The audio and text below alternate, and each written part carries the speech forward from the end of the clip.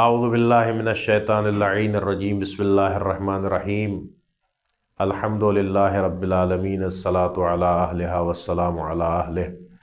اما بعد۔ ماہ مبارک رمضان کے بابرکت مہینے میں عشرہ اولیٰ میں سادات ہوم ٹی وی کے پلیٹ فارم سے احکام دین کے بیان کے ساتھ آپ کے ساتھ حاضر ہیں۔ عزیزان محترم، تمام روزے دار جو روزہ رکھ لیتے ہیں اور اس کے بعد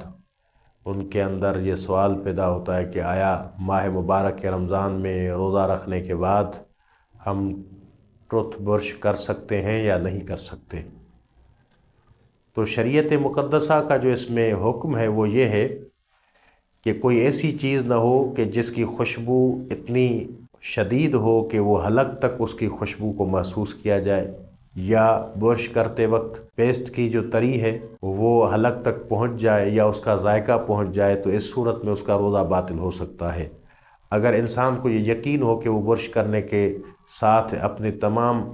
ان چیزوں سے خود کو کنٹرول کر سکتا ہے، مثلا وہ ذائقہ پہنچنے کے لیے اپنے آپ کو محسوس کر سکتا ہے کہ وہ ذائقہ نہیں پہنچے گا، یا اس کی تری کو وہ روک سکتا ہے اپنے حلق تک پہنچنے سے، تو اس صورت میں مکلف یہ کر سکتا ہے کہ وہ برش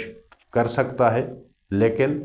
ان تمام چیزوں کا خیال رکھے کہ اس کی تری اور اس کی خوشبو شدید اور اس کا ذائقہ حلق تک نہ پہنچے، وإلا اس کا روزہ باطل ہو جائے گا۔ السلام علیکم ورحمۃ اللہ وبرکاتہ۔